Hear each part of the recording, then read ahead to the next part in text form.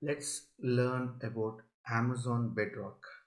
It is a fully managed serverless service provided by Amazon, and the best thing about Amazon Bedrock is it gives you access to a lot of foundation models so that you can use it for building your applications.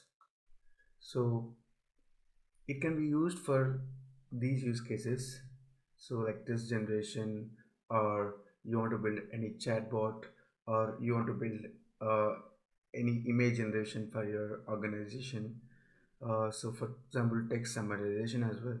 So a lot of use cases are there, and it supports foundation models from these providers. So they have a lot of models, famous models that are covered by these providers.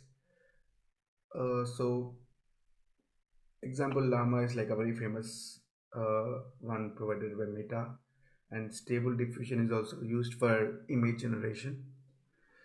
Yeah, a lot of stuff here, so let's get started to learn more about Amazon Bedrock.